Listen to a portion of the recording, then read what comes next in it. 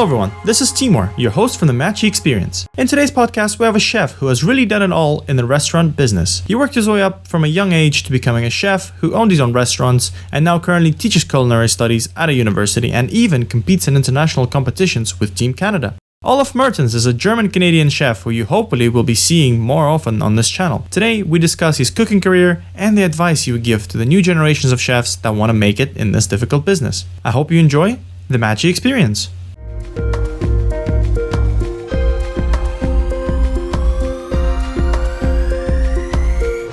Just something we need to ask just in case, but you know, why not? My profitability is down to a minimum. Yeah, that's fine. It's more interesting that way. You know, you're a chef. You know, we all watch TV shows, so we know how chefs are. How I was.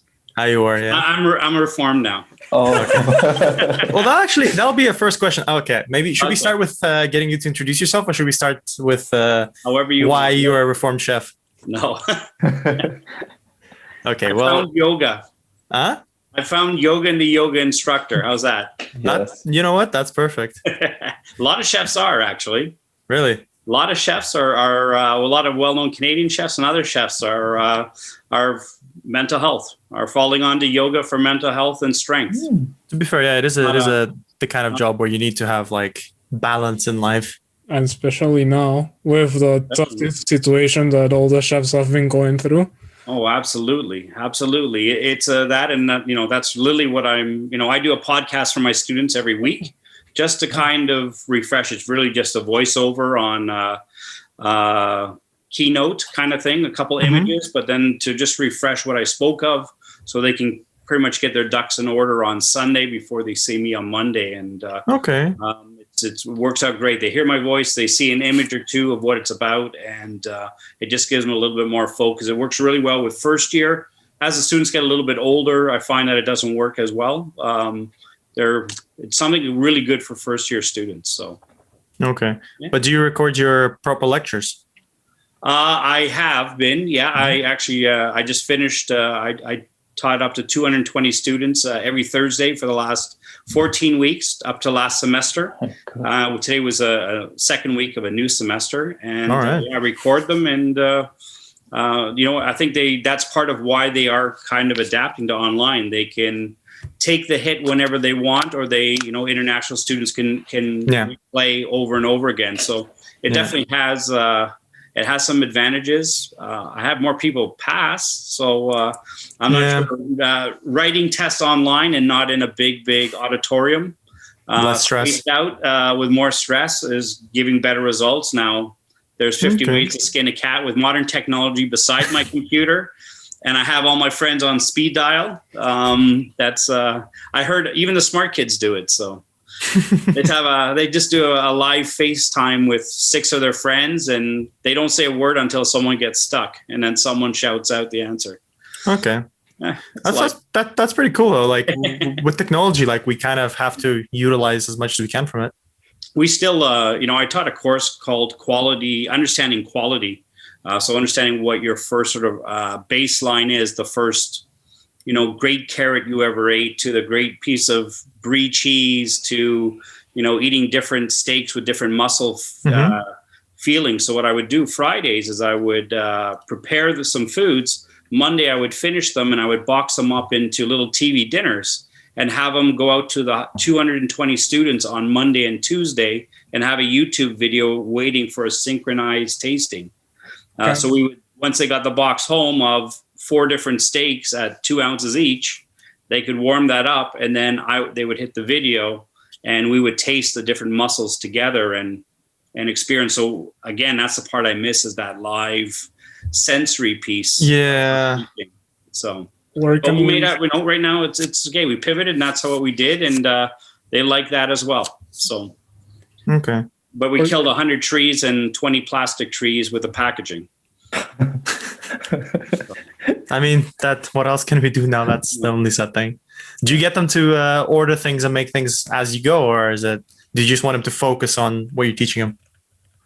As you mean, we are spiral off the main topic or what it is type idea, and I want that, absolutely. The better they're prepared for a lecture, the deeper I can go, and then I go deeper into it and I go holistically to it. So one of my lectures is called The Ecology of Death with a young student. So something died for us, or something was raped out of the soil for us to cook with, and not to, and to obviously have full respect, or, you know. Yeah, that's true. Just like respect the food you're making and not just be wasteful.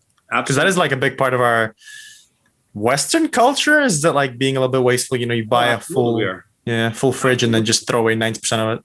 Absolutely. Or, you know, the pieces that Eastern cultures would eat, right? So when we do have a fish day and we have some heads and tails left, it's my students from Korea and other parts of the world say, can I take that? Because I'll make a broth and make multi dishes out of it. I go, absolutely, go for it. It's, you know, I think it's one of the only careers where everyone's very, very focused and segmented on what they do. Maybe they're just taking care of mortgages in a bank, or taking care of investments, or, you know, I just make this piece for a car. You know, if you take an idea of how it came to me, is that kids were saying no 10 years ago or 8 years ago or 6 years ago. I say, today we're going to kill a lobster together, and then we're going to make a dish. And the last 4 years, I have students obviously very global. And I have students now saying, yeah, I'm not going to kill that lobster because you said so. Yeah. Okay. So that's how this ecology of death coming, is that we are one of the only trades where we actually can take something from living, a trout in a trout, you know, aquarium, or a lobster, and we would then, you know, kill it with the respect it deserves and the proper way, and then go on and make it at the other end a very, very expensive piece of nutrition, cooking it food safe, and waiting for someone spending maybe the first time experience, the amount of money it costs for them to have this one in a lifetime meal, like all these variables at the other end. And so for a chef, quite the responsibility from left to right for a dish. So, you know, I think it's important. And so that's what I mean. I try to go holistically sometimes too, that way, besides deeper. But yeah, we like, they say college is kind of hands-on and universities for thinking. I think that's changing, and I just want my students to think a little more. So I like when it gets astray and goes deeper and globally, some global patterns from across the room, 150 students live. It's a party. Yeah. To be fair, those lectures are definitely more interesting. Right. I just realized we didn't actually do any introductions. So, I mean, we can see our names on the bottom. So I'm Timur. So we are part of the Matchii Experience. So Seb, Dylan, introduce yourselves. I'll go first. Hi, I'm Sebastian. Hi, Sebastian. Nice to meet you, Chef Olaf. Nice to meet you. Hi, I'm Dylan, and I'm also the co-founder of Matchii. Hi, nice to meet you, Chef. Yeah, so we invited you to talk a little bit about kind of what you do, why you do it. And also we noticed that you were a Culinary Team Canada chef, which we will talk about in a bit, but that was interesting. Do you still do that? Yeah, I'm the coach for the team. Oh, that's cool. I'm the coach, one of the coaches, and I kind of have you met Paul, or Sebastian met Paul, and or let's talk to Paul. So Paul's the manager, and you know, he has several coaches. We have a cleaning, a sanitation, and hygiene coach, 2 food coaches, and that's Chef Judd Simpson from the House of Parliament, and myself. And then we have a pastry coach, and then we have multi-layers. So yeah, we can definitely talk about that. And I'm also an A-level tasting judge on a world stage. So when if there's a competition somewhere around the world and they're looking for A-level judges from around the world, I'm one of the 7 or 8 in Canada. All right. Wow, that's cool. Could be chosen. That's new for me. So I just achieved that in February before the world ended. Oh, okay. So you're just in time. So is that going to be like an international thing, or is that just a Canadian thing? I kind of wanted to be my ticket to travel personally. Okay. You know, go have them get me there. Let me judge for 5 days, and then let me add on some days to explore the country. It's sort of what chefs do. Okay. Right. So do you want to give us a little bit of an introduction about who you are, what you do, like what you used to do, that sort of stuff? Yeah. Absolutely. My name is Olaf Mertens, and I'm a culinary professor at the Canadian Food and Wine Institute at Niagara College.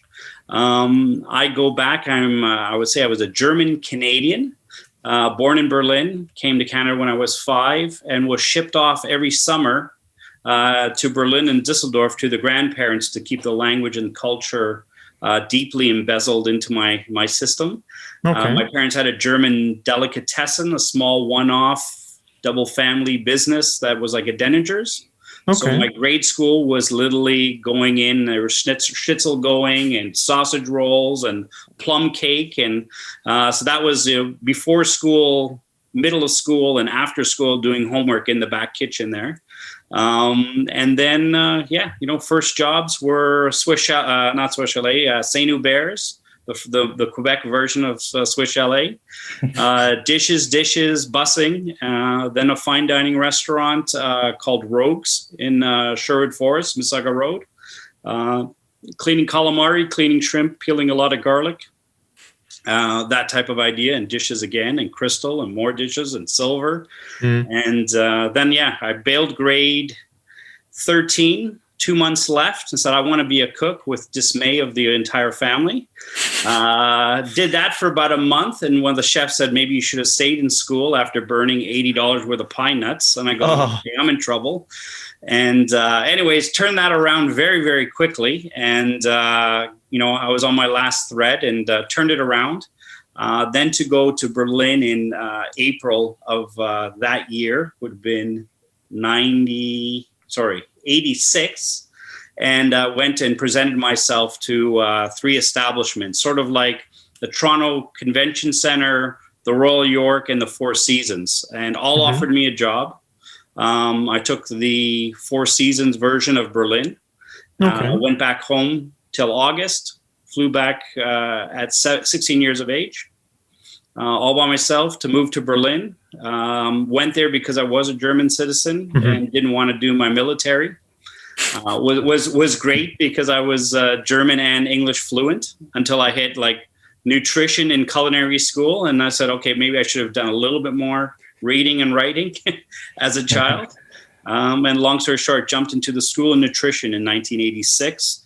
And Steigenberger Hotel was a German, Swiss, Austrian-based hotel chain, 5-star, with 1 Michelin star restaurant inside and banquets for 5,000, and a Berlin restaurant, a Viennese cafe inside, a piano bar, etc. It was sort of like the main, like that setup. Four Seasons, like one of the main hubs for actors and musicians and prominence per se. So a great 3.5 years there, and then eventually went back to that Rogues restaurant in Mississauga. Sherwood Forest is still around. It's like 35 years old, top Italian restaurant, and really just got my legs there for 7 years. Mississauga, who's who, from Hazel McCallion to the publishers of the local paper. And, it was a restaurant that was just booming. It had 90 seats. We'd flip it, once on a Monday, flip it, 2 or 3 times during the week, and 4 or 5 times on a Friday and Saturday. It was just a monster of a restaurant to learn how to cook Northern Italian, contemporary cuisine at that time, from the 90s to 97. 97, then I flew over to Bavaria, to the last village on the border of Austria and Salzburg. So it was a 5-minute bike ride to Salzburg, Austria, where The Sound of Music was done. And I did my German master's at the private hotel school of Steigenberger Hotels. Did that for 7 months, left my wife, my house, my car payments. My firstborn son missed his first birthday and lived there for 7.5 months, going to school and doing the final examination there. And came back, did Rogues for a bit. Then I did a little corporate Fox and Fiddle group, 9 to 5, had a baby boy, so I wanted to be home. And with that, after 3 or 4 years, I met my partner, and then we opened my first restaurant, On the Curve, Hot Stove and Wine Bar, across from Square One. Then we opened 10 in Port Credit on Lakeshore and Highway 10, and then we went off to build the largest beer house. So that would have been 2007 or 8, where we had 115 taps of beer in every draft that was made. Okay, I like that. I actually like that. Yeah. Yeah. So that was great. And then, it was 14 years of every day So let's not joke around that you had a day off or whatever. It wasn't. So we gave 14 years. We're up to 200 plus employees. It was great. We gave lots of money to charity. We did everything. We paid our bills. It was all proper. And I just wanted a little bit more. And my partner was content in what we were doing. And I just had an Olaf moment. And I said, well, okay, so let's either I'm buying you or you're buying me. And he bought me. And I just got a phone call from the college, said they were looking. And would I be interested? I go, well, I was going to build the Olaf restaurant, smaller, a little bit more personable, because you just become a machine when you have those three restaurants. I couldn't satisfy my customers, as in they say you're never there. I go, well, I'm never home. So, you try 3 restaurants, and there was a catering company. It was very successful with the German Board of Trade and German companies and the German embassy. So I was doing that, and that had to have my personal attention as well. So it didn't matter if I was 2 days, 2 days, 2 days, 1 week, 1 week, 1 week. They said I was never there. So and then I got this call, and in 2010 I got the job at the college, and haven't looked back. And that's when 6 or so years into it, I found out about the Culinary Olympics. Okay. And then we sort of set on. We were doing a lot of competitions already. I was out to Spain, and we were out to India and different countries with students. And then we said, let's put a team together. So, we took our student pool of what we had, and we put a team, and there was like a national competition at George Brown with 4 colleges from across the country. And they sort of cooked it off over 5 days, different competitions and different skill sets. And then we were then chosen to be the team for 2016. So then we rallied this junior culinary team of non-professionals, and did quite well, coming 5th in the world when it was all said and done, from students mostly around Ontario. A few from far, and that's still now a tight-knit group of people that have young chefs now that have had a great culinary experience. And then they said, would you like to get involved with the pros? So that sort of I was a late bloomer to that. So that was 2017 till just now in February 2020 we competed. And so at that time, Paul was a support person to that team. Then it comes to a bid to different parts of the province. Doesn't do it as a whole, but there's kind of like a hub in Vancouver, a hub in Western Canada, and then Ontario has a hub, and sometimes there's a little hub on the East Coast, usually for the junior team. And we kind of all battle it out, and then someone gets the rights to the team for the 4 years. And so when these 4 years expire, they have to put a new package together to the CCF, the Canadian Chef Federation. So so that's how we got to around the world and back and forth and to here. So that's where we are now, 10 years plus at the college, and loving life. Okay. So do you still have any relations with restaurants, or are you just mostly a teacher now? And are you planning to maybe start your Olaf kitchen again, or? Yeah, we dabble in a whole bunch of different things. A restaurant, not per se. Right now, I'm consulting on 2 food trucks, a restaurant I'll help open in July, sort of a small QSR, a new version of a Greek sort of takeout version, 2 food trucks, and a butcher shop just opened with one of our members from our junior team. He opened a butcher shop here in Niagara Falls. So just trying to support him with marketing and look and how to sell, how to make money, those types of things. When you're mid-20s, sometimes you think you're too much of a genius, and then sometimes you have to stop and have someone just take a breath, because he had his first 2 weeks and he was out of breath. I go, no, take 2 steps back and then go on strong, per se.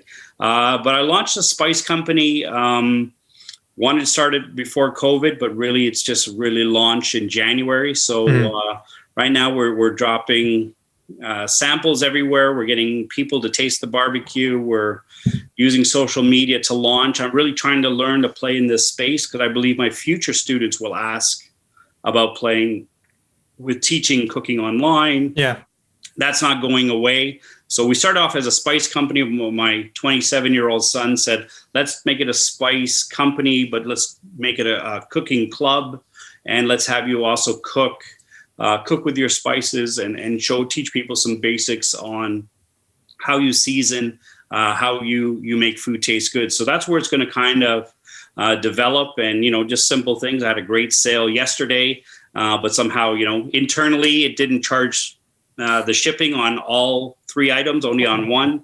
So when it was all said and done, it was great, but now it's just plus minus zero. I didn't make any because I had to eat the cost there. But you're learning in that space, and it's good. So always something going on, something happening wherever. I do get a lot of young students say, well, I've done this job, but now I could do this job where it's a big operation for big money, or this small operation, family business, only 4 people in the kitchen, but less money. Which job should I take? So then I say, so what do you want to be when you grow up?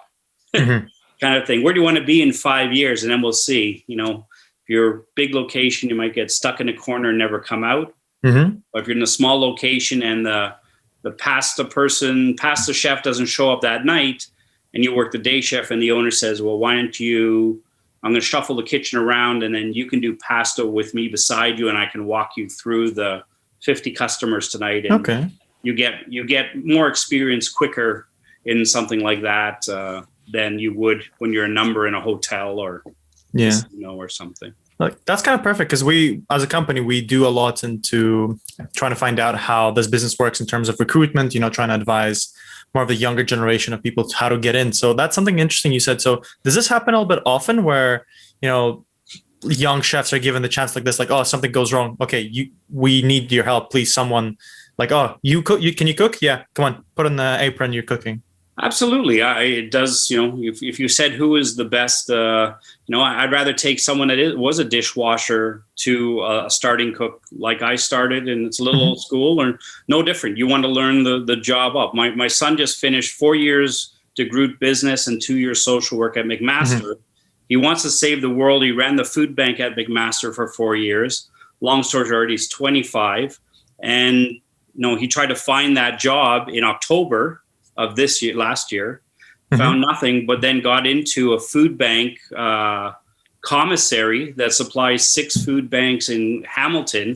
And he was literally stocking boxes day one. I go, this is great. I go, for you doing that, you need to know foundational how this operation works besides using your brain later to move things. And I go, I'll write you a check every month because you're going ground level. With all this university and all this debt, I would personally put money in your account for you to understand the dishwashing of moving somewhat almost to spoiled date food to food banks. And you're doing exactly, you just can't jump into the top echelon. So there's nothing wrong with that. Absolutely. I think that's how people should be. And, wherever I can help, I always say pass it forward. I'm a big component of pass it forward. Yeah, because that's kind of an interesting topic, because in engineering quite often, so I'm an aerospace graduate, and quite often we do just the theoretical stuff and they teach us how to design certain parts. And quite often what you get is you don't really get the part where, because someone else has to make it. So you don't get the knowledge of like, okay, I designed something cool, but the person who actually makes it is like, I have no idea how to make that. That's just impossible.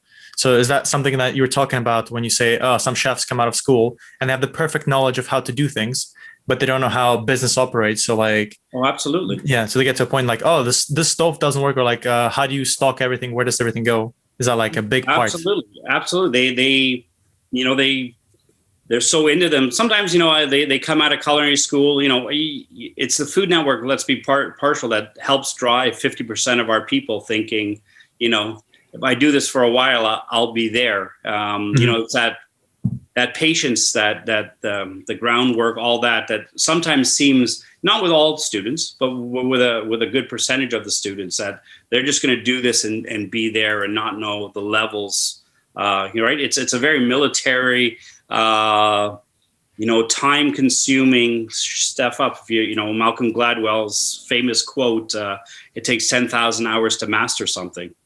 So, this is not, this is exactly it. And they get there and, they're all of a sudden they get some money from family and they can do their dream, but they don't have the business piece. When I lecture, even though I'm not talking always about business, I keep a big wad of keys in my pocket. And I talk about old Italian, Greek, or Eastern European diners or restaurants, souvlaki huts or whatever, and they have it down to a T.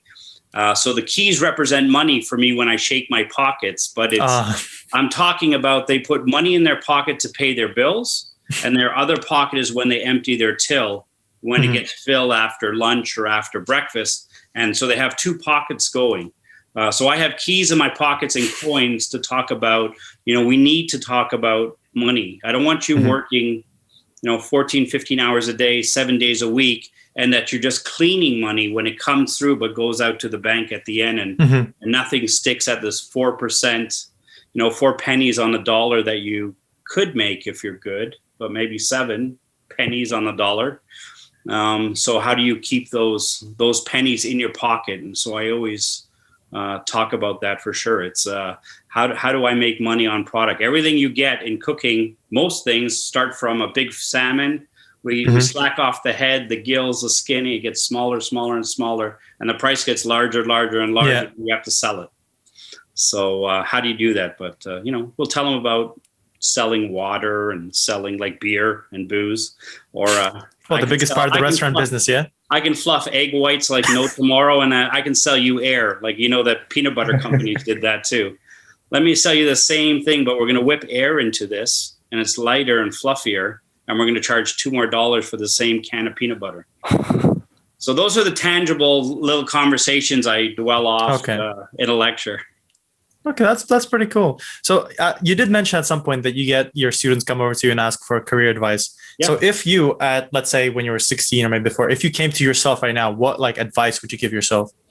It was the best thing I ever did was go to Europe. I was that. I got I think I was a medium range in secondary school. I was, mid 70s, maybe a hard fight for mid 70s.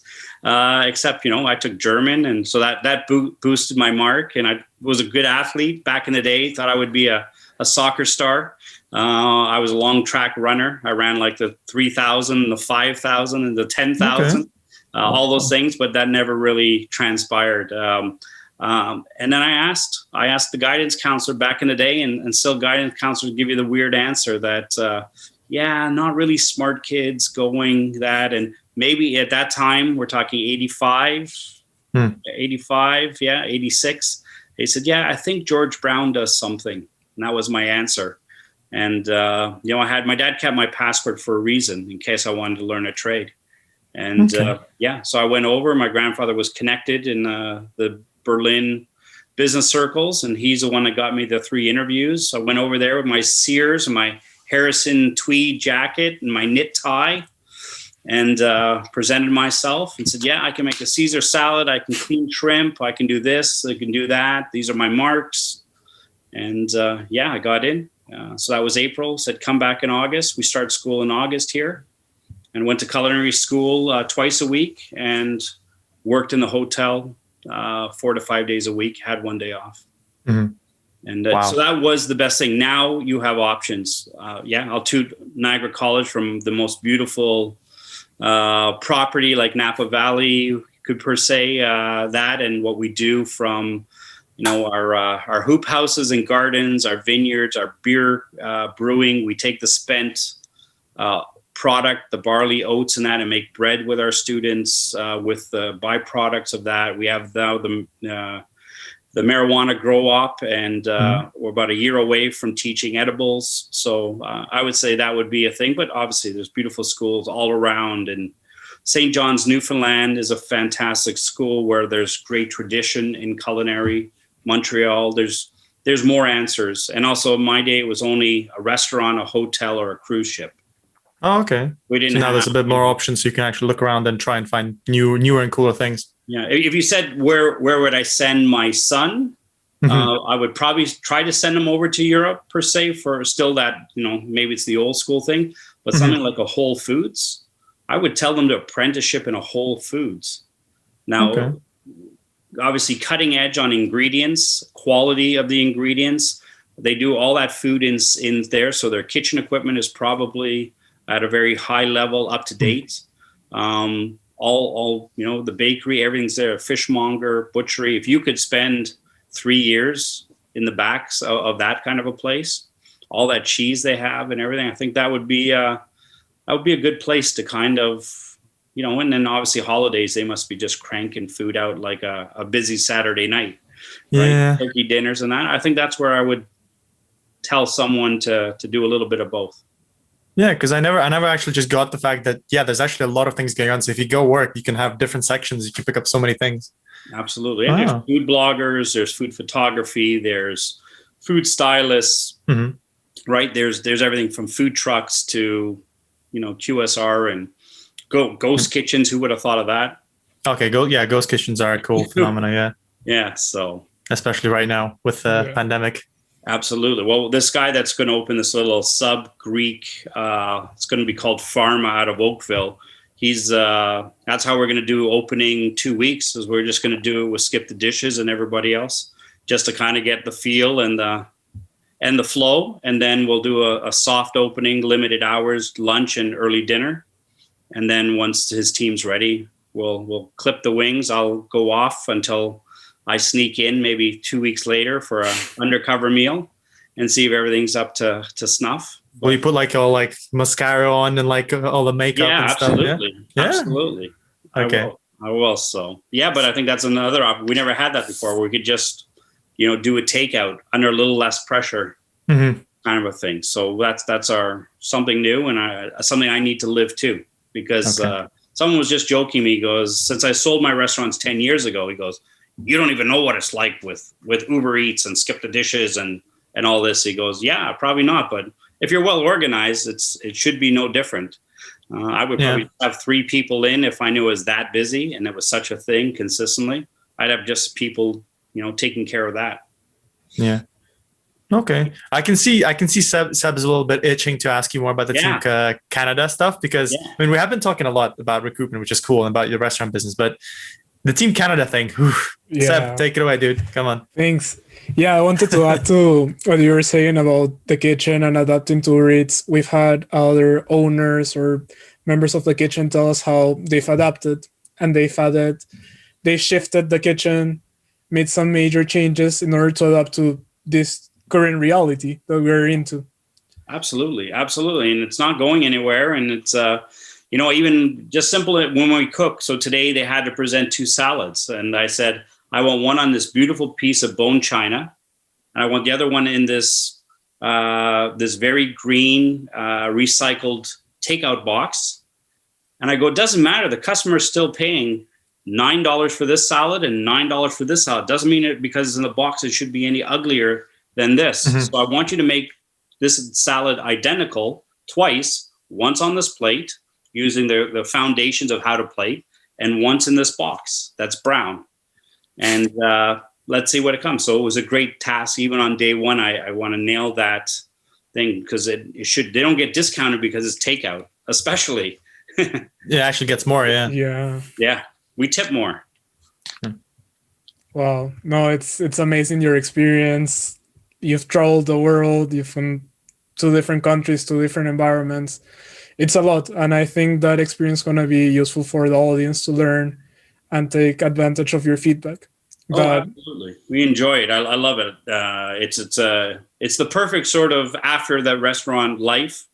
It's sort of, and all that growing from 16 to, what would that have been? How do you know when I started? Anyways, long story short, till today, it's the perfect sort of last chapter of sort of day to day. So.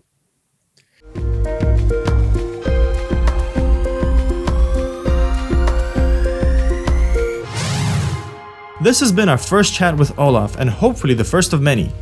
Next week, we'll be diving more into the international cooking competitions and what it takes to be a Team Canada chef. As always, give this video a like if you're watching on YouTube and follow us on our various social medias, links are in the description. Check out Matchii.io on Instagram for more content and updates, and we'll see you guys next week on the Matchii Experience.